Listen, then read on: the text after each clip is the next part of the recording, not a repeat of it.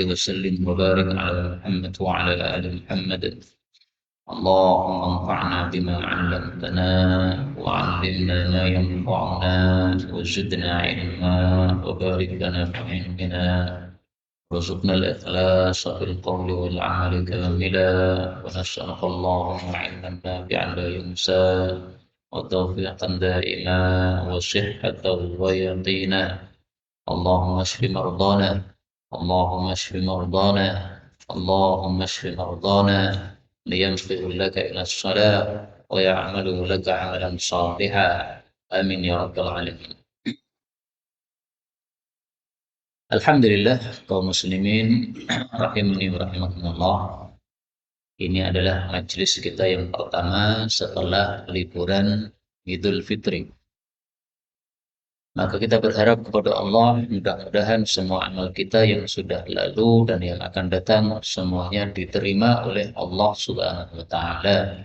Amin ya rabbal alamin. Kemudian kaum muslimin rahimani wa rahimakumullah.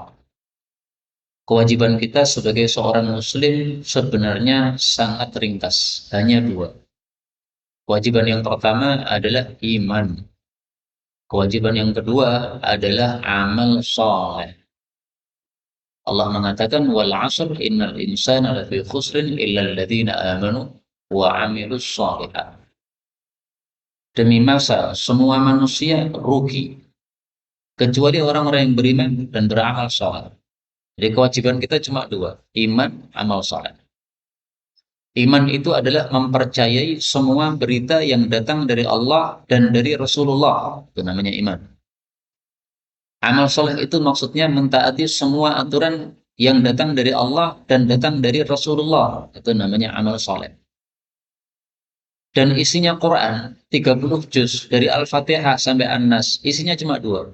Ada kalanya berita, ada kalanya aturan. Yang berita-berita wajib kita percayai, itulah disebut iman. Yang aturan-aturan wajib kita taati.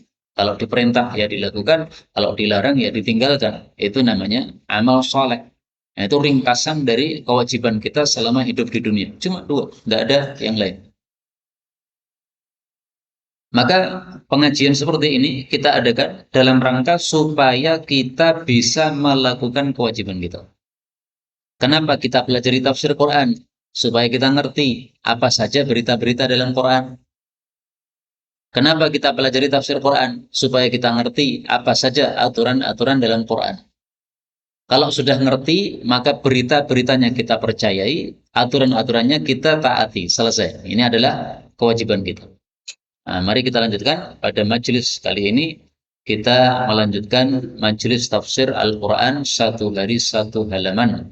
Kita sudah sampai pada juz yang ke-26, yaitu pada halaman 512, surat Al-Fatah ayat 10-15.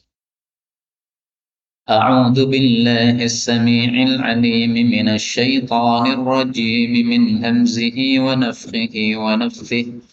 Innal ladzina yubayyi'unaka innama yubayyi'una Allah yadullahi fawqa aydihim. Faman nakatha fa innama yankuthu 'ala nafsihi. ومن أوفي بما عاهد عليه الله فسيؤتيه أجرا عظيما. سيقول لك المخلفون من الأعراب شغلتنا أموالنا وأهلنا فاستغفر لنا. يقولون بألسنتهم ما ليس في قلوبهم. قل فمن يملك لكم من الله شيئا إن أراد بكم ضرا أو أراد بكم نفعا بل كان الله بما تعملون خبيرا. بل ظننتم أن لن ينقلب الرسول والمؤمنون إلى أهليهم أبدا وزين ذلك في قلوبكم وظننتم ظن السوء وكنتم قوما بورا. ومن لم يؤمن بالله ورسوله فإنا أعتدنا للكافرين سعيرا.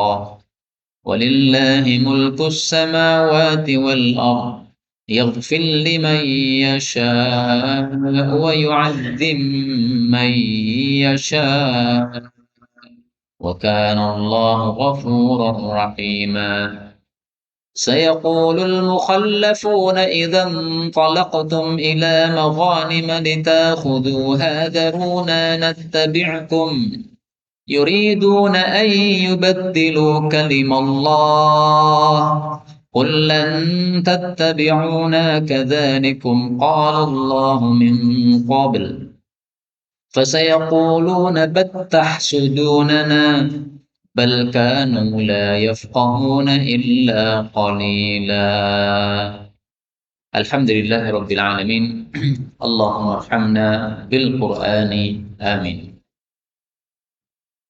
Alhamdulillah kaum muslimin rahimakumullah, pada 6 ayat yang kita baca ini ada beberapa kata yang bisa dibaca dengan 2 bacaan. Yang pertama pada ayat 10 alaihullah, nah, ini boleh dibaca seperti biasa alaihillah. Kemudian pada ayat yang ke-11 darran, ini dotnya boleh di dhammah menjadi durran. Kemudian pada ayat yang ke-12 ini ada lam sukun ketemu dengan dha. Ini boleh dibaca idgham. Maka lamnya lebur masuk menjadi dha. Bal dhanantum, ya. Bukan bal tapi apa? Bal dhanantum. Ini namanya idgham. Ini qiraah Imam Kisai. Kisai termasuk ulama Kufah, sama dengan qiraah Asim juga dari Kufah. Demikian juga pada ayat yang ke-15 lam sukun ketemu dengan ta. Bal ini boleh idgham. Bal tahsudunana. Ini juga qiraah Imam Kisai. Jadi pada qiraah Imam Kisai itu memang ada keunikan, bolehnya idgham ketika lam sukun ketemu dengan huruf-huruf tertentu. Ketemu dengan ta, ketemu dengan wa yang makhrajnya mendekati lam, ya. Al kan makhrajnya di situ, ya. At al sama kan makhrajnya mendekati. Nah, ketika makhrajnya mendekati bisa diidghamkan, ya. Kemudian kalam Allah ini boleh dibaca dengan lam di kasrah kalimallah. Ini semuanya qiraah mutawatirah yang sumbernya dari guru kita Rasulullah sallallahu alaihi wasallam. Adapun tafsirnya secara ringkas, maka Allah mengatakan pada surah Al-Fatah ayat 10. Innal ladzina, sesungguhnya orang-orang yang, yaitu sahabat-sahabat Nabi, yubayi'unaka, berbaiat kepada engkau wahai Rasul sallallahu alaihi wasallam. Innama, sesungguhnya tiada lain, yubayi'un Allah, mereka berbaiat kepada Allah subhanahu wa ta'ala. Yadullahi, tangannya Allah, fauqa aidihim, di atas tangan mereka. Faman nagatha, maka barang siapa yang merusak baiatnya, fa innama, maka sesungguhnya tiada lain, yang guthu, dia merusak ala nafsihi, terhadap dirinya sendiri, yaitu akibatnya akan kembali kepada dirinya sendiri. Waman aufa, dan barang siapa yang menyempurnakan, bima, dengan apa yang ahada alaihi Allah, dia berjanji atasnya kepada Allah, fasayutihi, maka Allah akan memberikan kepada dia ajran azima, pahala yang agung, yaitu surganya Allah subhanahu wa ta'ala. Kaum muslimin rahimani wa rahimakumullah, ayat ini mengandung satu sejarah yang pernah dialami oleh para sahabat-sahabat Nabi sallallahu alaihi wasallam. Sejarahnya disebut Perang Hudaybiyah atau Sulhul Hudaybiyah, perjanjian di Hudaybiyah. Waktu itu Rasul sallallahu alaihi wasallam pada tahun 6 Hijriah dari Madinah menuju ke Mekah akan melakukan umrah. Ternyata sebelum masuk kota Mekah oleh orang-orang kafir Quraisy dicegat, tidak boleh masuk Mekah. Kemudian Rasul sallallahu alaihi wasallam mengirim menantu beliau, Utsman bin Affan, untuk menemui orang-orang Quraisy. Ternyata ada isu bahwasanya Utsman bin Affan telah dibunuh oleh mereka. Maka Rasulullah marah. Akhirnya Rasulullah mengambil baiat kepada para sahabat. Mari kita bela darahnya Utsman. Karena Utsman kita kirim sebagai utusan, kok malah dibunuh. Tapi itu hanya isu ternyata. Nah, pada waktu itu mereka baiat kepada Nabi sallallahu alaihi wasallam. Berbaiat untuk sabar menghadapi atau melawan orang-orang kafir sampai titik darah penghabisan yang terakhir. Ya. Sampai mereka mati. Maka disebut sebagai apa? Baiat kematian.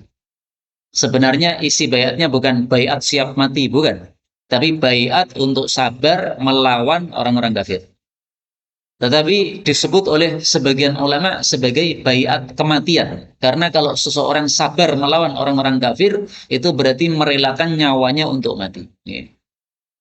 Nah, maka yang dimaksud di sini, alladzina, orang-orang yubayyi'unaka yang baiat kepada engkau, itu maksudnya adalah pada baiat Hudaybiyah. Dilakukan di bawah pohon, namanya pohon Samurah. Yang berbaiat jumlahnya ada 1.500 sahabat Nabi SAW. Ada yang mengatakan 1.300, ada yang mengatakan 1.400, ada yang mengatakan 1.500. Kata Ibnu Katsir, yang paling sahih yang tengah, yaitu 1.400. Tapi saya temukan dalam Sahih Bukhari itu 1.500. Maka kalau hati saya lebih cenderung kepada 1.500 ya, karena hadisnya lebih jelas, lebih sahih dalam Sahih Bukhari. Nah, itulah jumlahnya orang-orang yang berbaiat kepada Nabi Shallallahu Alaihi Wasallam pada waktu tersebut. Kemudian kita ambil beberapa faedah dari ayat ini. Faedah yang pertama, yubayyi'unaka, berbaiat kepada Nabi. Ini menunjukkan di dalam Islam disyariatkannya amalan yang bernama baiat. Baiat itu apa? Baiat itu adalah janji setia dari seorang pengikut kepada pemimpin. Baiat yang kita ketahui dalam dalil-dalil yang sahih itu adalah baiat kepada Imam A'zam, imam terbesar untuk seluruh umat Islam di dunia. Jadi umat Islam seluruh dunia ini semestinya punya satu pemimpin yang disebut Amirul Mukminin atau disebut Khalifah atau disebut Imam A'zam. Nah, kalau ada khalifah tersebut, wajib bagi setiap umat Islam untuk apa? Baiat kepada imam tersebut. Nah, sekarang ini fakta memang tidak ada Amirul Mukminin, tidak ada khilafah, tidak ada Imam A'zam. Jadinya gimana? Ya jadinya kita tidak baiat. Kenapa? Baiat khusus kepada Imam A'zam. Tapi mari kita niatkan dalam hati kita bahwa kalau ada Amirul Mukminin, kita akan melakukan apa? Baiat. Kenapa? Karena kalau kita tidak meniatkan seperti itu, kita mati dalam kondisi tidak punya baiat kepada Amirul Mukminin, matinya mati jahiliyah. Dalilnya apa? Mari kita lihat. Rasulullah Shallallahu Alaihi Wasallam bersabda, "Waman mata, siapapun yang mati, walaysa fi unuqihi bai'ah, tidak ada di tengkuknya ikatan bai'at, mata mitatan jahiliyah, dia mati seperti mati jahiliyah." Hadis riwayat Muslim.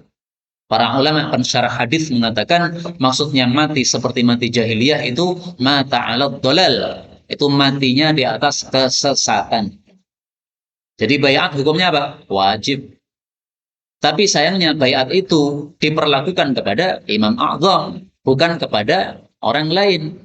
Lah sekarang Imam A'zam tidak ada, ya sudah, berarti niat saja. Sama dengan jihad ya. Jihad perang kan wajib. Lah kita mampu tidak? Kalau tidak mampu ya sudah, diniatkan saja. Sebenarnya wajib jihad itu, membela Palestina itu wajib. Tetapi karena kita tidak mampu ya sudah, diniatkan saja. Karena itu tidak usah baiat kepada selain Imam A'zam. Okay? Baiat kepada Abu Zaidan, orang yang dalili. Dia itu cuma seorang ustadz kecil lagi. Ya. Jadi nggak ada apa? Baiat kepada ustadz. Nggak kita temukan dalilnya. Demikian yang saya cerna dari guru saya Syekh Walid Hafidhullah Ta'ala wallahu a'lam bishawab. Kemudian faedah yang kedua, di sini Allah mengatakan yadullah fawqa aydihim. Tangan Allah di atas tangan mereka. Artinya ketika mereka baiat kepada Nabi Muhammad SAW, itu seolah-olah sudah baiat kepada Allah. Kenapa? Karena yang menyuruh baiat siapa? Rasulullah. Dan Rasulullah itu disuruh oleh Allah. In huwa illa wahyun yuha. Yang diucapkan oleh Nabi itu hanya wahyu yang diperintahkan oleh Allah. Sehingga baiat kepada Nabi sama dengan baiat kepada Allah Subhanahu wa Ta'ala. Dan pada waktu itu, ketika Sayyidina Utsman dikirim ke Mekah, ternyata ada isu bahwa dia dibunuh. Maka Rasulullah menggunakan tangan beliau sendiri, menjabat tangan beliau sendiri, mengatakan, hadhihi yadullah wa hadhihi yadu Utsman. Ini adalah tangannya Allah dan ini adalah tangannya Utsman. Utsman juga berbaiat kepada Allah Subhanahu wa taala. Nah, maka Nabi salamkan tangan beliau kepada tangan beliau sendiri. Yang satunya tangan mewakili Sayyidina Utsman, seolah-olah dia sudah baiat kepada Nabi sallallahu alaihi wasallam, dan itu juga berarti baiat kepada Allah Subhanahu wa taala. Kemudian satunya lagi mewakili tangan Allah Subhanahu wa taala. Itu hadisnya sahih, diriwayatkan oleh Imam Nasai dalam kitab Sunannya. Maka Sayyidina Utsman berarti termasuk yang disebutkan dalam ayat ini. Dia termasuk yang ikut baiat. Meskipun dia tidak baiat, tapi sudah termasuk yang baiat. Kenapa? Diwakilkan oleh Rasul sallallahu alaihi wasallam. Dengan beliau mengatakan, ini tangannya Utsman, berbaiat kepada tangannya Allah Subhanahu wa taala. Kemudian faedah berikutnya kita dapatkan di sini ancaman bagi orang yang nakasa. Nakasa itu merusak baiat. Baiat kan janji setia. Yang namanya janji harus ditepati, tidak boleh dirusak. Nah, kalau setelah baiat ternyata malah tidak menepati janji, mengatakan kepada Amirul Mukminin, wahai Amirul Mukminin, saya siap mentaati Anda, tapi ternyata malah memaksiati, tidak mentaati. Itu berarti yang kuthu ala nafsih. Dia merusak baiat atas dirinya sendiri, alias akibatnya akan kembali kepada dirinya sendiri. Karena itu dalam Islam wajib baiat kepada Amirul Mukminin. Dan kalau sudah wajib baiat berarti wajib taat, tidak boleh menyimpang dari ketaatan kepada Amirul Mukminin. Dan yang ketiga, tidak boleh melepas ikatan baiat. Mengatakan kepada Amirul Mukminin, wahai Amirul Mukminin, mulai hari ini saya lepas baiat dari Anda, saya memberontak kepada Anda. Haram, tidak boleh. Alhamdulillahnya tidak ada khilafah sekarang, sehingga kita tidak ada yang keluar dari baiat tersebut. Belum tentu ketika ada khilafah kemudian kita mentaati. Jadi ada khilafah atau tidak ada khilafah itu sudah takdir Allah, sudah kita terima saja sudah. Bukan berarti kita rela ya, alhamdulillah nggak ada khilafah malah penak. Bukan gitu maksud saya. Ya kita harus berusaha ada khilafah. Karena khilafah itu sesuatu yang wajib untuk umat Islam ini. Dengan kata lain, umat Islam seluruh dunia wajib dipimpin satu pemimpin, itu wajib hukumnya. Buktinya apa? Buktinya praktek para sahabat.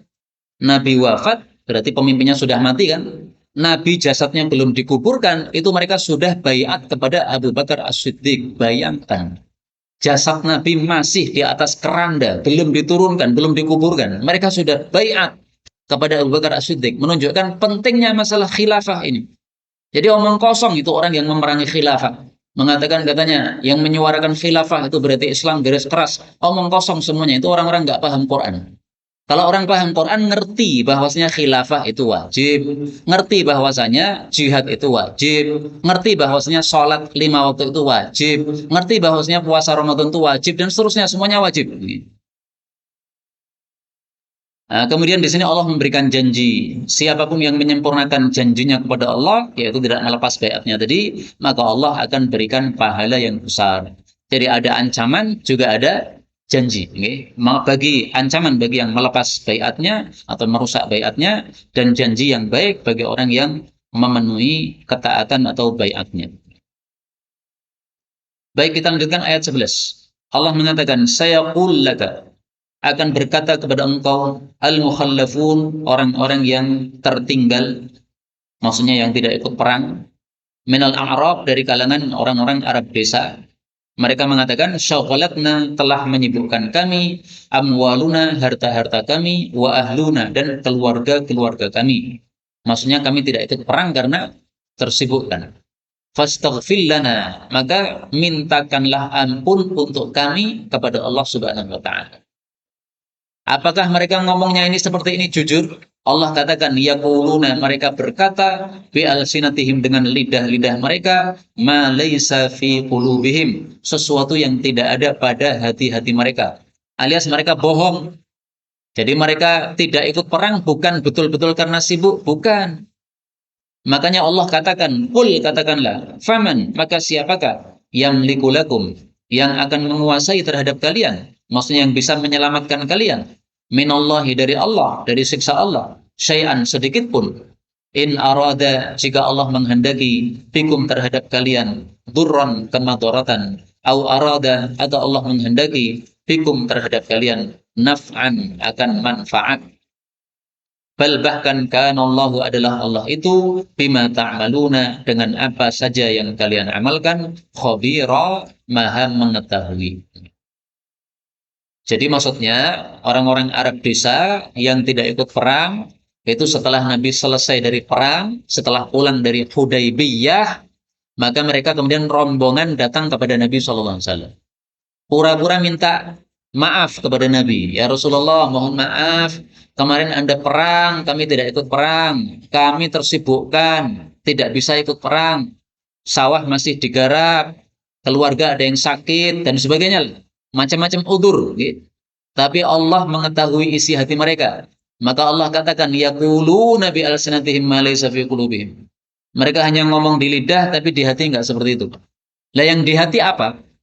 Yang di hati mereka akan diungkap oleh Allah pada ayat berikutnya, ayat 12. Ringkasnya, hati mereka kafir kepada Allah Subhanahu wa taala.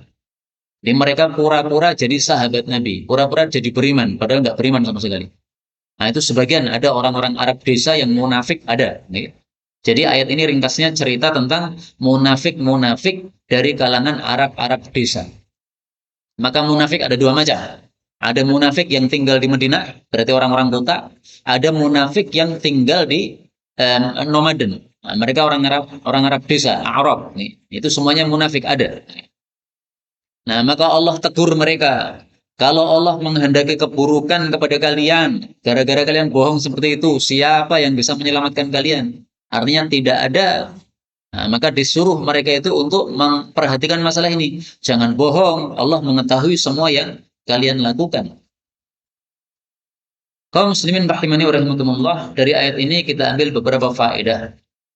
Faedah yang pertama, bahwasanya orang-orang munafik ada di masa Rasulullah Sallallahu Alaihi Wasallam. Sekarang bagaimana? Apakah ada? Sebagian ulama mengatakan di masa Nabi orang-orang munafik menyembunyikan kemunafikan mereka. Sekarang orang-orang munafik menampakkan kemunafikan mereka. Maka seringkali kita temukan orang-orang yang agamanya Islam pakai peci-peci Soekarno, pakai baju-baju takwa, tapi ngomongnya menunjukkan kekafiran mereka. Ngomongnya menunjukkan isi hati mereka. Nah, itu orang munafik yang menampakkan kemunafikannya seperti itu. Namanya nggak usah saya sebutkan, ya. Karena ini kalau disebutkan malah jadi apa? Masalah. Nggak usah disebutkan, semuanya udah ngerti.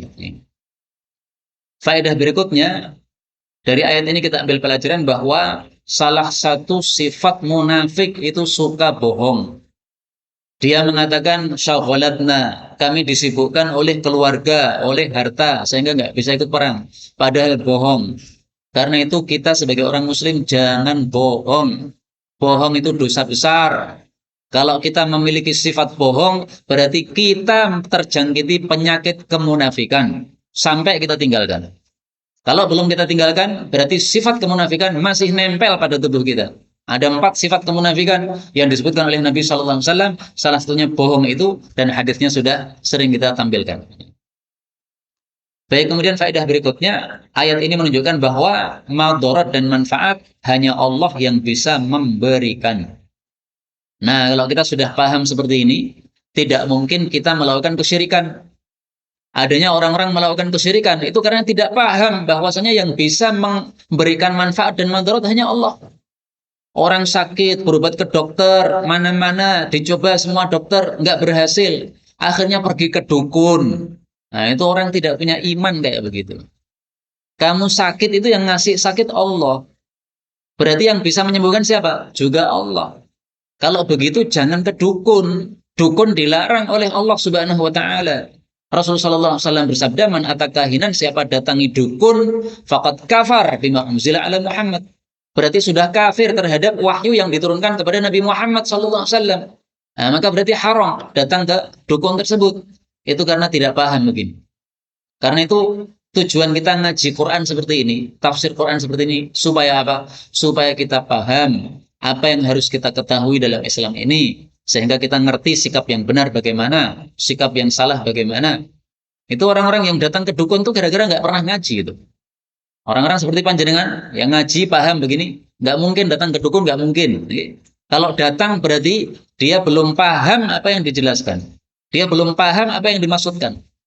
Atau mungkin sebenarnya paham tapi kalah oleh bisikan setan. Nah, itu berarti orang yang dikuasai oleh setan seperti itu. Jangan dikuasai oleh setan. Kemudian ayat 12 Allah mengatakan bal dhanantum atau bal dhanantum, bahkan kalian itu menyangka allai yang qaliba, bahwasanya tidak akan kembali ar-rasulu, rasul itu yaitu Nabi Muhammad sallallahu alaihi wasallam, wal mu'minun, juga orang-orang beriman yaitu sahabat-sahabat Nabi sallallahu alaihi wasallam, tidak kembali kemana? Ila ahlihim, kepada keluarga mereka, yaitu tidak akan pulang ke Madinah abada, selama-lamanya. Artinya apa? Mereka mengira Nabi dan sahabat pasti akan mati semuanya. Wazuyina, dan dihias-hiasi dzalika, keyakinan itu, fi qulubikum, dalam hati-hati kalian. Wadhanantum, dan kalian itu menyangka dhannas sau, dengan persangkaan yang buruk, menyangka bahwa Allah tidak akan membantu atau menolong Nabi dan para sahabatnya. Itu persangkaan buruk kayak begitu itu. Wa kuntum, dan kalian menjadi kaum buro, yang binasa, yaitu binasa alias masuk neraka gara-gara mempersangkakan yang buruk kepada Allah Subhanahu wa taala tadi. Jadi ringkasnya ayat 12 ini menjelaskan bahwa orang-orang munafik yang minta izin untuk tidak perang tadi itu alasannya bukan karena sibuk, bukan, tapi alasannya apa? Alasannya karena tidak percaya dengan Nabi Muhammad SAW. Sehingga tidak yakin bahwasanya itu betul-betul Nabi. Sehingga tidak yakin bahwasanya Nabi akan ditolong oleh Allah. Ketika mereka berangkat 1.500 orang dari Madinah untuk umroh itu, mereka sudah mengira pasti mereka nanti akan ludes di tengah jalan, tidak akan balik ke Madinah. Nah, Madinah nanti akan kosong karena umat Islam sudah mati semuanya, sudah mampus semuanya, dibasmi oleh orang-orang kafir Quraisy. Na'udzubillahi min syarri dzalik. Nah, karena itu dari sini kita ambil beberapa faedah atau beberapa pelajaran. Pelajaran yang pertama, bahwa Allah mengetahui isi hati setiap manusia. Mereka ngomong, katanya minta izin karena apa? Kesibukan istri dan anaknya, ternyata tidak sama sekali. Nah, isi hatinya diketahui oleh Allah. Maka kita membatin sesuatu itu harus berhati-hati. Membatin yang buruk Allah mengetahui. Karena itu jangan membatin yang buruk, dibatin yang baik-baik saja. Karena Allah mengetahui isi hati kita. Kemudian yang kedua, ayat ini menunjukkan bahwa tidak boleh kita dhannus sau, menyangka yang buruk kepada Allah Subhanahu wa taala. Menyangka bahwasanya Allah tidak akan membela agamanya, menelantarkan agamanya. Menyangka bahwasanya Allah tidak akan membela nabinya, menelantarkan nabinya. Menyangka bahwasanya Allah tidak akan membela para pewaris nabi, para ulama, sehingga nanti ulama akan disembelih semuanya, mati semuanya. Jangan menyangka yang buruk seperti itu. Kaum muslimin rahimani wa rahimakumullah, kita harus pede karena kita punya Allah. Sehingga kita tidak takut, tidak gentar adanya misalnya bibit-bibit PKI di Indonesia, tidak takut. Kenapa? Allah masih hidup, Allah masih ada. Tidak mungkin Allah menelantarkan agamanya. Bukan berarti kita tidak waspada, bukan ya. Waspada tetap harus ada, tapi jangan keterlaluan sehingga ketakutan. Sehingga ketakutan akhirnya khawatir. Kalau ulama mati khawatir, nanti terus siapa yang akan menyelamatkan kita? Loh, ulama itu tidak bisa menyelamatkan kita. Yang bisa menyelamatkan kita itu Allah. Kalau kita punya guru mati, padahal dia ulama yang besar, ya biarkan mati, itu kehendak Allah. Dia mati itu sudah ketetapan Allah. Mati yogen. Lah terus nanti yang menolong agama Islam siapa kalau guru kita mati? Ya Allah yang nolong. Islam ini kalau diserahkan kepada guru-guru kita, kepada kiai-kiai kita yang besar-besar, ulama-ulama kita yang ulama-ulama besar kita, maka Islam akan hancur karena manusia semuanya lemah. Islam masih jalan sampai saat ini itu karena diurus oleh Allah Subhanahu wa taala. Apakah tidak percaya dengan janji Allah? Wallahu mutimmu nurih. Allah itu menyempurnakan sinarnya, yaitu agamanya. Akan dibela oleh Allah agama ini. Dulu Ka'bah akan dihancurkan oleh Abraha. Allah tidak tidur, Allah turunkan ababil. Nah, sama juga Indonesia misalnya akan dirongrong oleh PKI, Allah tidak pernah tidur. Kita tidak akan takut kepada orang-orang PKI tersebut. Meskipun tetap kita harus waspada. Tapi sekali lagi jangan keterlaluan ketakutan. Akhirnya mengatakan, wah nanti kalau ulama-ulama besar kita sudah mati gimana nasib kita? Oh nasibmu itu di tangan Allah bukan di tangan ulama. Ulama itu semuanya orang-orang lemah. Manusia itu semuanya lemah, nggak ada yang kuat. Demikian maksud saya ya. Jangan sampai kita suudzon kepada Allah, menyangka bahwa Allah itu tidur, Allah tidak akan membela agamanya, itu tidak benar. Makanya ada hadis mengatakan la yamutanna ahadum minkum illa wa huwa yuhsinu dzan billah. Jangan sampai seseorang itu mati kecuali tetap menyangka yang baik kepada Allah Subhanahu wa taala.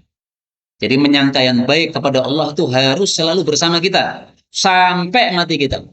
Apapun kejadian yang kita alami, sangka yang baik. Mendapat musibah, persangkaan yang baik kepada Allah.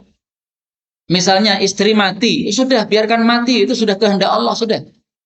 Anak mati, udah biarkan mati, kehendak Allah Subhanahu wa taala, sudah. Beli mobil baru dipakai 1 hari, hilang, udah biarkan hilang. Itu sudah takdirnya Allah Subhanahu wa taala. Yang penting kamu salah atau tidak ketika mobilmu hilang tadi. Kalau kamu salah karena diparkir sembarangan atau kuncinya tidak diambil, ya itu berarti salahmu sendiri, introspeksi. Tapi kalau sudah benar, sudah dikunci, sudah diparkir tempat yang benar, kok ternyata dibobol maling juga, udah ikhlaskan, relakan untuk Allah Subhanahu wa taala. Itu semuanya sudah ditetapkan oleh Allah. Kita tetap husnudzon kepada Allah Subhanahu wa taala. Bahkan sebagian ulama mengatakan ibadah paling utama adalah husnudzon, menyangka yang baik kepada Allah Subhanahu wa taala.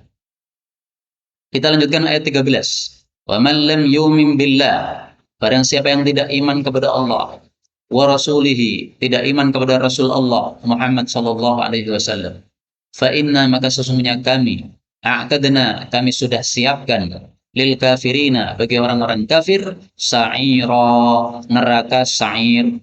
Sa'ir itu adalah artinya yang dinyalakan. Maka neraka itu tidak pernah padam. Kenapa? Selalu dinyalakan oleh Allah Subhanahu wa taala. Kullama khabaz zidnahum sa'ira. Tiap kali apinya meleret akan dinyalakan lagi oleh Allah Subhanahu wa taala, akan ditambah nyalanya oleh Allah Subhanahu wa taala. Yang dimaksud tidak beriman di sini, maksudnya tidak beriman dengan iman yang benar. Artinya jangan seperti imannya orang munafik tadi.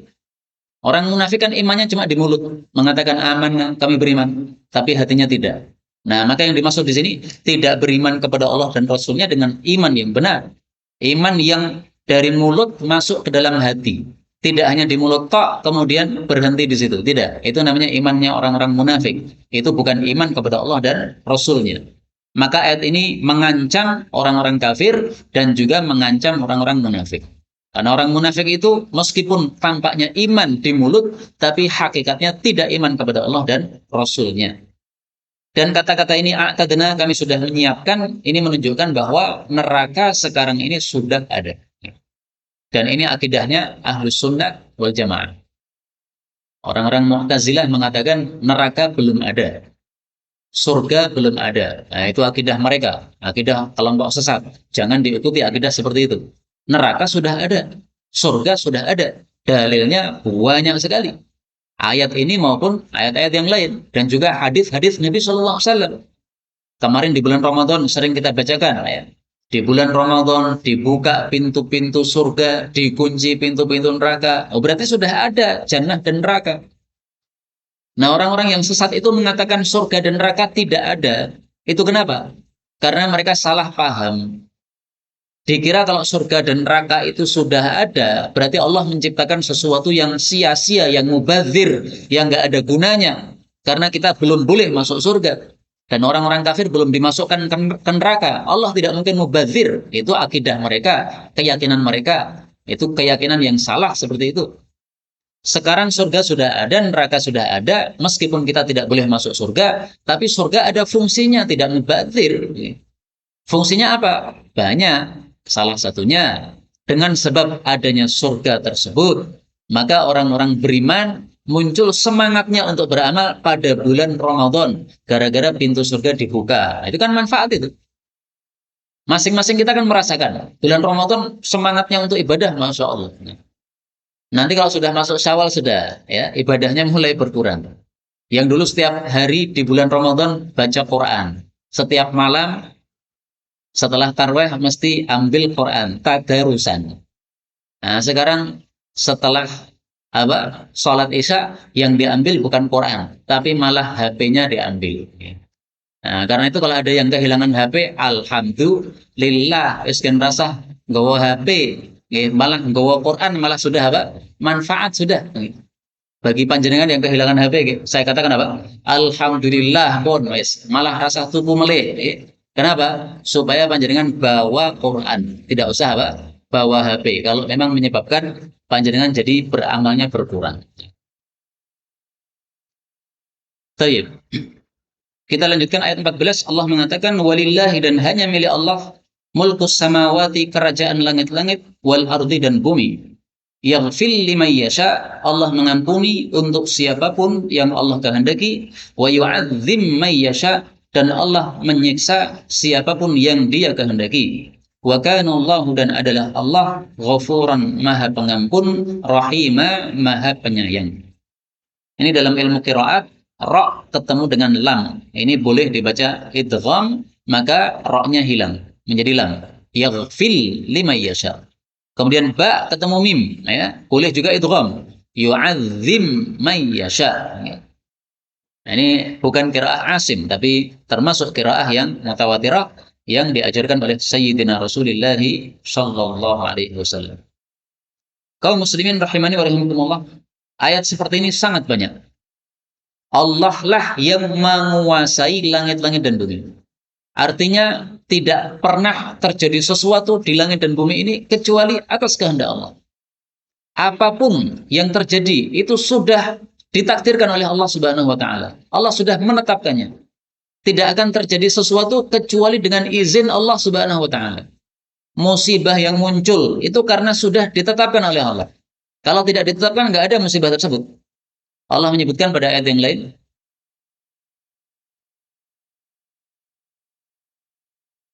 pada surat At-Taghabun ayat 11, ma asaba min musibah, tidaklah terjadi suatu musibah illa biiznillah, kecuali dengan izin Allah, perintah Allah. At-Taghabun ayat 11. Al-Hadid ayat 22, ma asaba min musibah, tidak terjadi suatu musibah fil ardi, baik di bumi, wala fi anfusikum, atau pada diri kalian, illa fi kitab, kecuali sudah tertulis dalam satu kitab, min qabli an nabra'aha, sebelum kami Allah memunculkannya. Ayat Asy-Syura ayat 30, wa ma asabakum min musibah, apapun musibah yang menimpa kalian, fabima kasabat aydikum, itu gara-gara perbuatan kalian sendiri. Wa ya'fu an katsir, tapi Allah memaafkan banyak dari perbuatan kita. Seandainya semua perbuatan dosa kita itu dibalas cash langsung oleh Allah, itu setiap detik kita dapat musibah.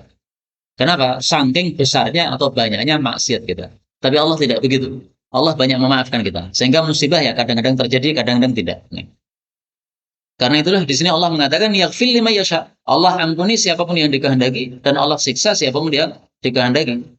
Nah, kita orang-orang beriman kalau mendapatkan musibah, hendaklah kita husnudzon kepada Allah, bersangka baik kepada Allah. Allah ingin menghapus dosa-dosa kita, dikasih musibah. Makanya Rasulullah bersabda, idza ahabballahu qauman ibtalahum. Allah kalau mencintai suatu kaum dikasih musibah, dikasih ujian, dikasih bala. Maka saya itu heran dengan sebagian saudara kita umat Islam, banyak sekali musibahnya. Habis istrinya mati, kemudian anaknya sakit misalnya, macam-macam musibah. Kenapa musibah seperti itu? Husnudzon kepada Allah. Berarti Allah mencintai orang tersebut, dikasih musibah-musibah. Tapi Allah Maha Adil, tidak akan memberi musibah kecuali sesuai kemampuan orang tersebut.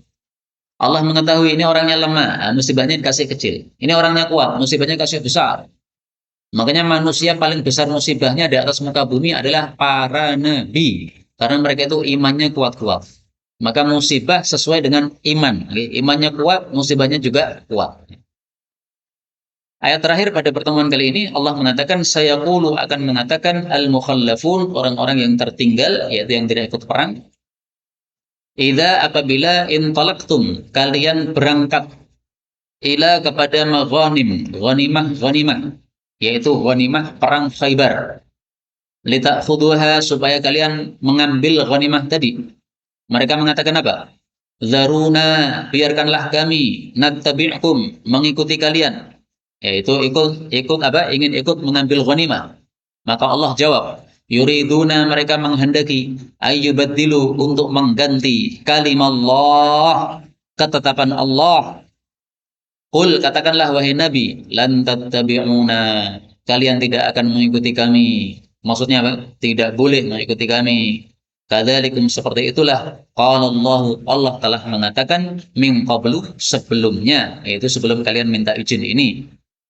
Fasayaquluna, maka mereka akan berkata, bal, bahkan, tahsudunana, kalian iri kepada kami sehingga kami dilarang ikut ngambil ghanimah. Nah, maka Allah jawab, bal, bahkan, kanu, adalah mereka itu, la yafqahuna, tidak paham, illa qalila, kecuali sedikit. Maksudnya ora paham babar blas. Ini bahasa Arab. Orang Arab mengatakan tidak paham sama sekali dengan ungkapan tidak paham kecuali sedikit. Maksudnya apa? Sama sekali tidak paham. Orang munafik itu nggak paham belas agama Islam ini. Sehingga mereka tidak ngerti bahwasanya Allah itu berhak untuk menetapkan sesuatu, termasuk dalam ayat ini Allah menetapkan hukum khusus. Jadi ayat 15 ini ringkasnya isinya begini. Allah menetapkan setelah perang Hudaybiyah tahun 6 Hijriah akan ada perang Khaybar tahun 7 Hijriah. Dan Allah sudah menjanjikan bahwa perang Khaybar pasti umat Islam menang dan mendapatkan ghanimah yang sangat banyak. Sudah dijanjikan oleh Allah. Tapi ghanimah untuk perang Khaybar ini tidak boleh kecuali diberikan kepada orang-orang yang kemarin tahun 6 Hijriah ikut dalam perang Hudaybiyah. Jadi yang berhak mengambil ghanimah Khaybar berapa orang? 1.500 orang sahabat Nabi yang kemarin ikut perang Khaybar, yang ikut baiat kemarin itu. Nah, ketika mereka mengetahui informasi seperti itu, bahwa ada perang Khaybar, bahwasanya Nabi dijanjikan akan menang, maka mereka minta izin kepada Nabi. Wahai Nabi, tahun ini kita ingin ikut perang nih, kita sudah longgar nih, sudah tidak sibuk lagi nih. Karena mereka tahu bahwasanya apa? Nanti perang pasti menang dan pasti dapat ghanimah yang banyak. Nah, maka Allah mengatakan, yuriduna ayyubaddilu kalimallah. Mereka ingin mengubah ketetapan Allah. Ketetapan Allah apa? Ya tadi, Allah tetapkan, ini perang Khaybar pasti menang, tapi ghanimahnya khusus untuk yang kemarin perang Hudaybiyah. Dengan kata lain, tidak boleh ikut perang Khaybar kecuali yang kemarin ikut perang Hudaybiyah. Yang kemarin tidak ikut perang Hudaybiyah, tahun ini tidak boleh ikut perang. Jadi mereka dihukum dengan sesuai tingkah mereka. Tingkah mereka tidak mau perang, dihukum jangan ikut perang tahun ini. Karena orang-orang yang tidak mau perang, karena takut kepada musuh, itu nanti kalau ikut perang malah membuat runyam masalah. Malah membuat umat Islam yang lain jadi ketakutan. Kenapa? Begitu ada musuh mereka lari. Kalau mereka lari, yang lain-lain ikut lari. Nah, orang-orang jelek seperti itu nggak usah hadir, nggak usah. Maka Allah di sini mengadakan penyaringan, penyaringan kepada orang-orang Muslim. Yang betul Muslim ikut perang, yang tidak Muslim, yang munafik, maka mereka disingkirkan oleh Allah Subhanahu wa Ta'ala. Nah, maka Allah katakan di sini, fasayaquluna bal tahsudunana. Mereka pasti akan mengatakan kalian hanya iri kepada kami. Ini Allah turunkan ayat ini sebelum mereka melakukan itu. Tapi ternyata terbukti betul-betul. Begitu ada perang Khaybar, mereka minta izin kepada Nabi, kemudian tidak diizinkan oleh Nabi, mereka mengatakan tahsudunana, kalian iri kepada kami. Nah, ini berarti sesuai dengan kata Allah Subhanahu wa Ta'ala. Maka ayat ini sekaligus menunjukkan bahwa Nabi Muhammad SAW betul-betul seorang nabi karena bisa memberitahukan informasi yang belum terjadi dengan informasi yang sangat valid seperti ini sesuai dengan kenyataan yang akan terjadi. Inilah kaum muslimin rahimani wa rahimakumullah yang dapat kita pelajari, benarnya dari Allah Ta'ala. Kalaupun ada salahnya, fa astaghfirullahal azim li wa lakum walhamdulillahi rabbil alamin.